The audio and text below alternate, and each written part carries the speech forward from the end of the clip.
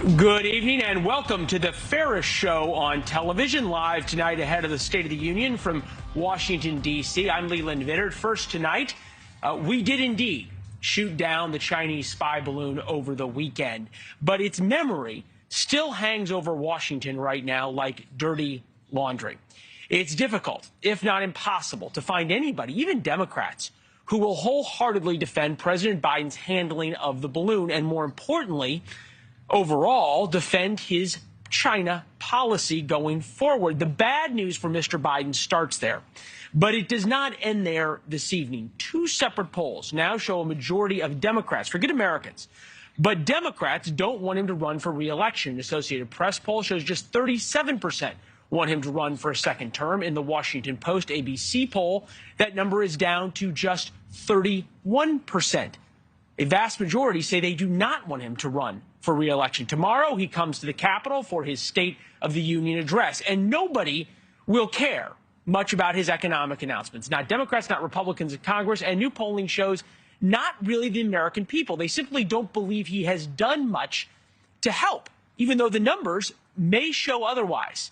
Since the military shot down that balloon, both the United States and China have gone back and forth with accusations. That is really the only thing people are talking about today, and the president will be forced to talk about tomorrow. Today, the FBI started to analyze the first parts of the balloon debris, but the balloon is much like the economy. Perception is reality, and tomorrow night, Mr. Biden faces that problem in the building behind me on both fronts. We start with Blake Burman at the White House as they try to reset after the weekend. Hi, Blake. Hi there, Leland. And over here at the White House today, they were trying to pound home that economic message that you were just talking about in advance of tomorrow night's State of the Union address. The White House says that the president will lay out an optimistic path, an optimistic vision going forward as to what he believes the economy could look like. But you're right.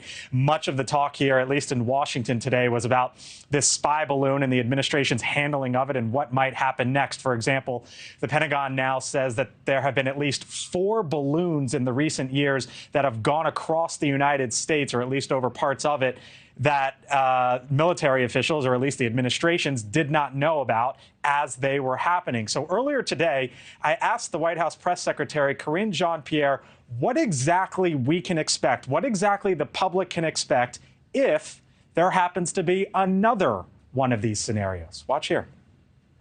Should the expectation be for the American public that this is it with balloons then? Or is it that this could potentially happen again in the future? And if that's the case, that the standard procedure going forward is wait for it to get over water and then it'll be shot? I'm not going to get into any specifics of what might happen next or hypotheticals from here. I'm just not going to do that. What I can say is, as you've heard me say, there was a China surveillance program, right, balloon program that we have that has been going on for some time, that Congress certainly was briefed on back in last August, but just not going to get into hypotheticals from here.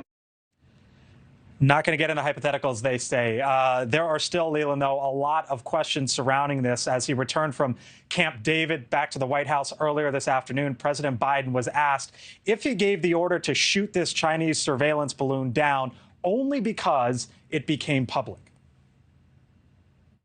It was always my position. Once it came over into the United States from Canada, I told the Defense Department wanted to shoot it down as soon as it was appropriate.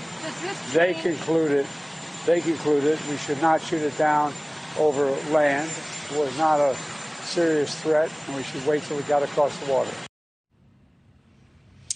Speaking of the State of the Union address tomorrow night, Leland, the president was also asked today if he will change his speech as a result of this Chinese surveillance balloon, and he said no. Thanks for watching. Go to newsnationnow.com to find NewsNation on your television provider. And don't forget to subscribe. Click the red button to get more of NewsNation's fact-driven, unbiased coverage.